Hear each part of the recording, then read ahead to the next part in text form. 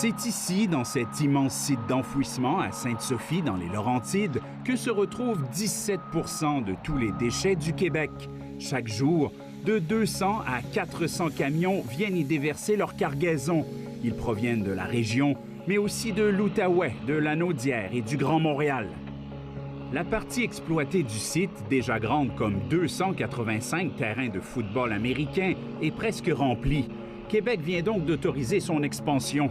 L'entreprise Waste Management pourra donc continuer d'y enfouir des déchets sur une surface équivalente à 100 autres terrains de football. Ce qu'on voit qui est excavé, c'est la dernière cellule de la zone 5B qui nous amènera jusqu'à la fin de 2022. Et par la suite, vers le secteur boisé, bien, il va y avoir un déboisement graduel et on aménage une cellule par année jusqu'en 2039-2040.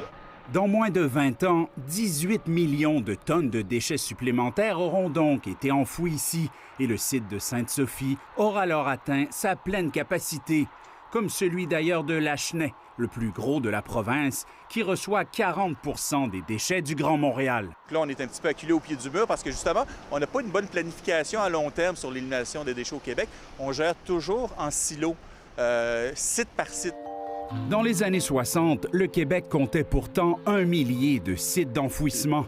Mais au fil des ans, avec des normes environnementales plus sévères, leur gestion est devenue coûteuse et la très grande majorité ont été abandonnées. Comme plusieurs municipalités ont cessé d'avoir leur propre dépotoir au fil des ans, elles ont envoyé leurs poubelles, leurs matières résiduelles vers des plus gros sites d'enfouissement. Donc, c'est pas encore étonnant qu'aujourd'hui, qu'on voit des camions de vidange faire des 200-300 km pour aller porter leur cargaison, si on veut, dans des gros sites d'enfouissement. Aujourd'hui, la province compte 38 sites d'enfouissement, dont 5 immenses, qui gèrent 80 % de nos déchets. Actuellement, au Québec, on est presque en point de rupture avec les quantités qui sont disposées et les capacités existantes. Il faut donc agir vite pour éviter une crise des déchets. Pour dire, vers quoi on s'en va, au moins pour les 20 prochaines années. Joseph Zayed préside la commission du BAP qui proposera, d'ici la fin de l'année, des orientations au gouvernement. Il y a plusieurs lieux d'enfouissement qui vont devoir fermer. Est-ce qu'il y a des lieux potentiels qui peuvent être ouverts? Où est-ce qu'ils s'y situeraient? Qu'est-ce que ça impliquerait? Et qu'est-ce que la population souhaite? Rares sont ceux, en tout cas, qui souhaitent avoir un site d'enfouissement dans leur municipalité. Autour de Sainte-Sophie, il y a les résidents pour qui la cohabitation se passe bien. Je sais pas, non. Je suis pas au courant ben de ça. Je trouve qu'à un moment donné, il faudrait faire autre chose que d'enfouir des déchets. Mais je me dis que ce soit Sainte-Sophie ou une autre ville à quelque part, il faut bien qu'ils mettent à quelque part. Personnellement, je le sens pas. Fait que honnêtement, peut-être à part l'achalandage au niveau des véhicules.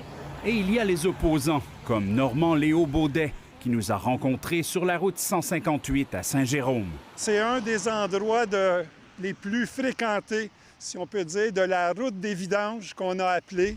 Sa coalition espère encore faire annuler l'expansion du site. C'est pas plus dur de partir un petit dépotoir ou un moins gros dépotoir à Laval et à Montréal.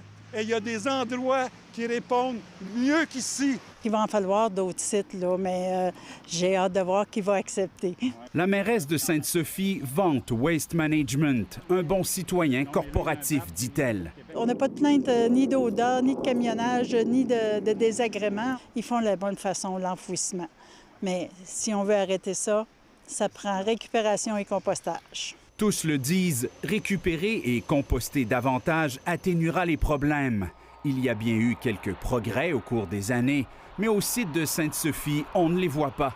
On baisse peut-être d'environ 1 % par année avec une croissance démographique qui augmente d'1 %. On vient ici annihiler les efforts. Selon Recyc Québec, 5 588 000 tonnes de déchets ont été éliminées au Québec en 2019, soit la plus grande quantité en 10 ans. La bonne nouvelle, c'est que les efforts citoyens paraissent. Les ordures ménagères ont diminué de 39 % de 2009 à 2019. Sauf qu'au même moment, les déchets provenant des commerces, institutions et industries, eux, ont augmenté de 35 %. Karel Ménard demande qu'on taxe les entreprises qui n'en font pas assez. Donc, si moi, entreprise privée, je mets un produit sur le marché qui ne sera pas recyclé en bout de ligne, je vais être pénalisé. Donc, je vais m'assurer que ce que je mets sur le marché va être accepté par les centres de tri et va ultimement être recyclé. Donc, ça va me responsabiliser. Une chose est certaine, dans quelques années, nous serons encore pris avec des résidus qu'il faudra éliminer. Et les quantités seront colossales encore. Si on regarde l'exemple de Toronto, où il y a 3 millions de tonnes par année qui sont acheminées au Michigan, faute d'avoir développé des solutions locales. Alors, je pense qu'il faudrait éviter le piège de la pensée magique en pensant que les matières vont disparaître. De nouveaux sites d'enfouissement devront sans doute voir le jour au Québec, notamment dans le Grand Montréal. Mais il faudra accepter de passer de l'idée du « pas dans ma cour » à celle du « chacun dans sa cour ».